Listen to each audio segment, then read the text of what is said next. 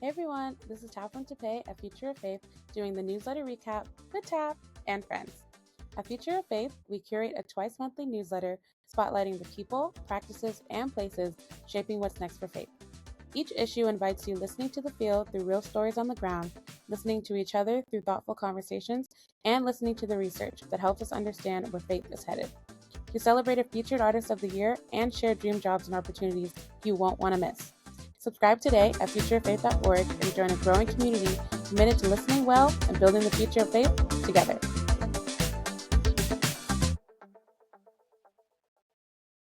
Hey everyone, welcome back to Newsletter Recap with Tap and friends. Here I am with my friend Josh Packard, and we have a special friend joining us later today. So Josh, you have curated this newsletter for this past upcoming week. Could you tell us some things that stood out to you, what you're excited about, anything like that? Go. Yeah, I'm really excited about this. I think it's actually newsletter number 50, and there's a million great jobs in there, some of which related to storytelling. Um, and there's a big new Lillian initiative that we're announcing. So if you haven't seen that before, you should go and click on it and find out if your organization would be eligible for it. But this is also the newsletter where we got to announce our own storytelling project that we're working on in collaboration with VTS, and so it was fun to finally get to tell yeah, right, exactly, to get to tell the world about this thing that we've been talking about internally for a long time. And I think well, look, there's a whole series of things coming where it's gonna have its own quarterly newsletter and website, but we're just sort of announcing the sort of kickoff. So if you want to read more about it, boy, I couldn't be more thrilled. Um, and then there's some great new research out from Fuller Youth Institute. We assisted and advised on this project. It's some of the first data looking at the spiritual and religious lives of Gen Alpha. It's called the FYI on Gen Alpha, FYI Fuller Youth Institute. Um, and Gen Alpha is very young, and so there's all these things should be held very, very loosely. But it is kind of nice to start tracking, getting a pulse on what's going on with 13, 14, 15-year-olds, how they're thinking, if they're thinking about faith and God and religion and church and all that kind of stuff. And we love the people at Fuller Youth Institute, work with them a lot, and we're excited to that this is finally coming out. I mean, crucially, they have like all kinds of trainings and stuff online that you can go and see that we're thrilled to be able to profile. I would say I really enjoyed the article that we linked in the newsletter for this one, mainly because, I mean, my brother, he's turning 11 this year, but I basically see him as Gen Alpha. He's way smarter than I was Yeah. when I was his age, and it's really interesting to see how he's growing up compared to how I grew up back then, where I actually went outside and touched grass and talked to my friends and didn't really have a phone. So, but I mean, no shade to Gen Alpha, but like kind of shade because, I think that it can get really isolating, with the way that they're growing up. So it's really nice to have, the FYI on Gen Alpha and seeing all the things that could be helpful to them and their journey Yeah. in faith. That's really And exciting. Fuller's so great about putting out like concrete ways to support that. I mean, we all kind of see it, but then what do you do about it? And that's one of the things. That's why we like working with Fuller so much, is that they're always concerned with that application part. Mm. So Josh, there's also another really cool thing that we included in the newsletter, which is the work with friends. Can you speak on that a little bit? So we haven't done this. This is the first time. Close followers to the newsletter will see this as that this is a new section that we'll probably we'll do every once in a while now. But we just realized, like, a big part of the newsletter is getting to show people all the cool stuff that we get to see on a daily basis, and a big part of the cool stuff we get to find out about are the projects we're working on. Um, and people who don't, like, if you're not like running an organization or in charge of research components, you may not know this, but this is sort of the back door to the organization. This is where a lot of the work behind the scenes goes on, are these projects, and some of them are just like, we were like, we should tell people about these, they're really cool. So these are just some of my favorites. A Virtual to Sacramental project where we're helping to identify pathways from people. Tap, I don't know if you've ever seen these, but there's like all these like Discord groups, YouTube channels, Mm. Instagram feeds where people are like actually forming community, like spiritual and religious community, and doing formation and learning and all kinds of stuff. But like the question becomes then like how do do these people ever make the transition into church life? And if so, how? And this is a particularly important question for Catholics who the attendance at Mass is a sacrament. All the sacraments are in person. And so, there needs to be this transition. So we're a big research project to help try and identify what some of those pathways are, ideally, so they can be supported and sort of reverse engineered to help more people make that transition. I don't want to say safely, it's not dangerous, but I mean like with some degree of confidence that they'll find what they are looking for when they get to an actual physical, congregation. So I love that one.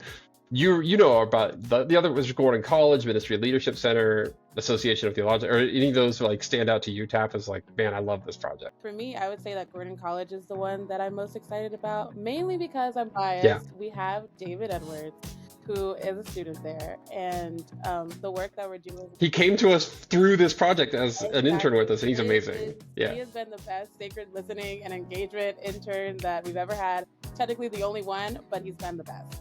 So I will say that well, look, to be clear, somebody asked me, they were like, do you have an internship program? And I was like, no, we have David. Like, I don't want to do an internship program, but like, I'm happy to do whatever it takes to have David around. And that project was cool. An internship program. He is the internship program.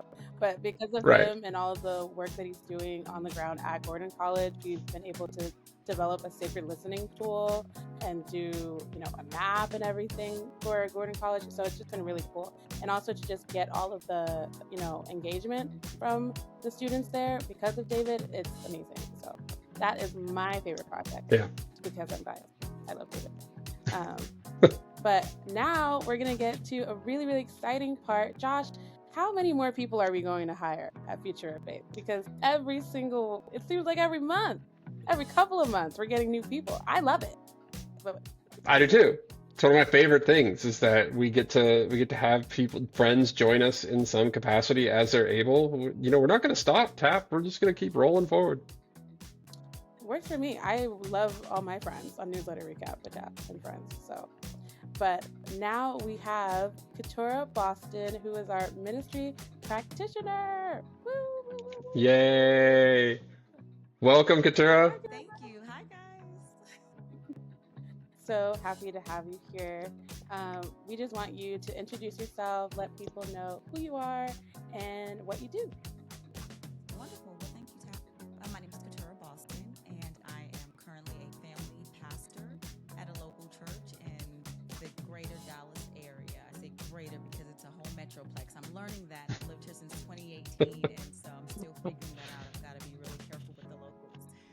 But that's what I do there. I oversee 4 ministries: multi-ability, young adult, student ministry, and children's ministry. And I've been in family ministry for 26 years now. Also a former educator, school principal, school campus designer, and strategist for districts and different counties that do public, private, and public charter schools. There's a mouthful there. So long background in education. My greatest ministry, and I think the thing that I wish I could put at the top of my resume, though, is getting to raise our 4 children with the most incredible, amazing man and father ever, Keturah Boston, with the second group of people in my life that I think are just the top notch. Those 4 kids, those 4 younger Bostons. So yeah, that's me. Oh, that's so great. That's awesome. And as you guys know, or if you don't know, Keturah Boston is also another one of our ministry practitioners here at Future of Faith. So we are so happy to have both of you. So we're just going to ask a couple of questions. This is already, covered in the newsletter if you guys want to know more, but we're going to have an in-depth conversation here with Keturah. So my question is, what advice would you give to others who want to build stronger connections within their faith communities?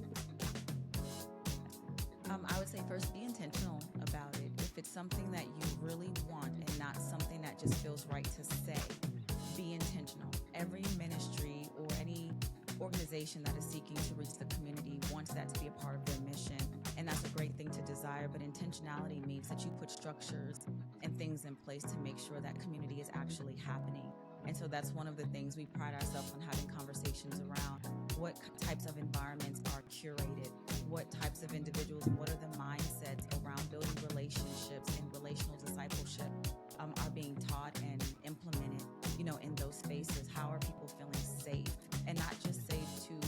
share their deepest, darkest secrets, but just feeling emotionally safe, and it's a place where they can come to be restored and re-regulated when they have moments of dysregulation in their real life. Does it feel like a place that feels comfortable, feels safe, feels like they belong and matter?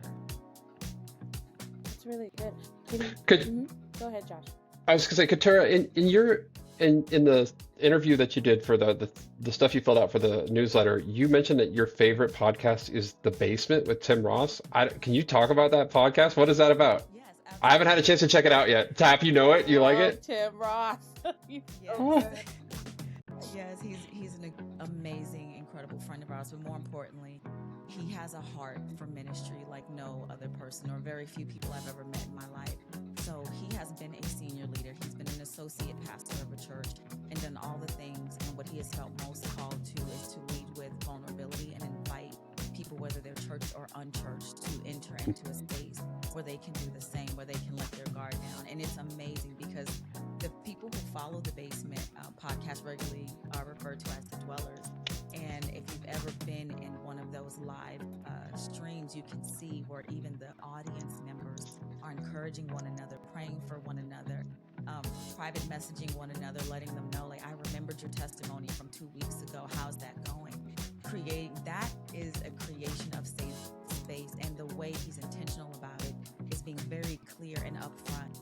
This is a place where even when you're not fully agreed with, you can still be fully seen, fully heard, fully loved in a space. And we don't all have to believe the same things to be understood and respected and appreciated for our differences. And I hold the perspective that in any exchange of conversation, the goal should not be, as you would think of a persuasive essay where you're trying to change someone's mind. The real goal of any conversation should be to exchange perspectives, not win somebody over necessarily or change their minds or make them feel badly about what they believe or think the way you think. Sometimes just exchanging perspectives helps us to understand the world around us better. It helps us to understand why we believe what we believe. Sometimes you may be more affirmed in what you believe by hearing an opposing message, and other times it helps you to empathize and understand others and the context around who they are, where they come from, and why they believe what they believe, to where mutual respect can be attained. And that makes people feel safe. There's no space to attack anyone when you're truly curious, you truly care, and you truly just want to learn. If impartation happens, great, right? If I walk away better, great, that's the one. If you walk away better, great. But if neither of us leave feeling more hurt, more damaged, or more scorned, or believing differently, then that conversation is also a success.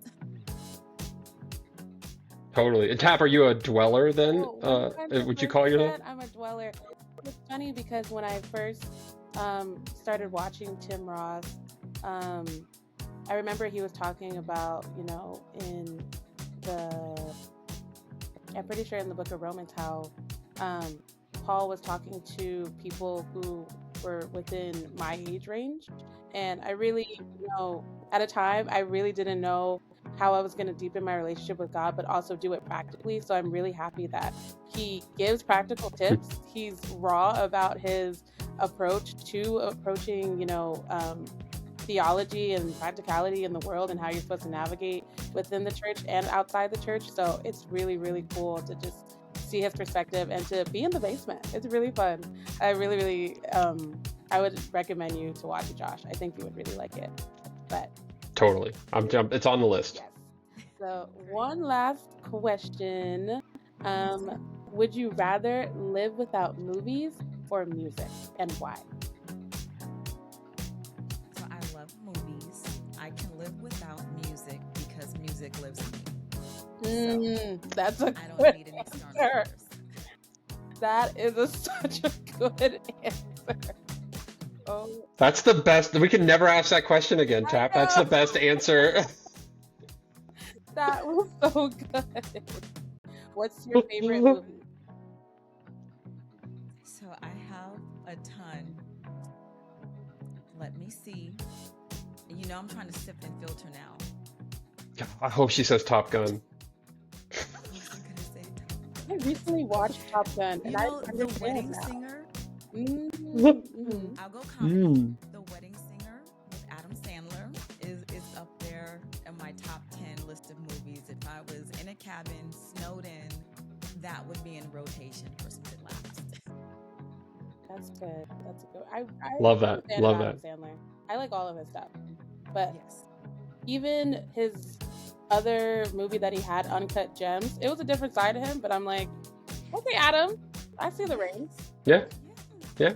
He's a Hey, Spanglish is great. English is, yeah. Spanglish was delightful. Yes, yes. Yeah. Showing us different sides of him. I like the versatility. Yeah. That is awesome. Okay. Well, I think that we can now wrap this up. It has been so good to have both of you here, my friends. So yeah, that is it for Newsletter Recap with Tap and Friends. I will see you guys later. Bye. Thanks, everybody. Thanks for listening to the Newsletter Recap with Tap and Friends. Be sure to subscribe at our newsletter at futureoffaith.org. See you next time.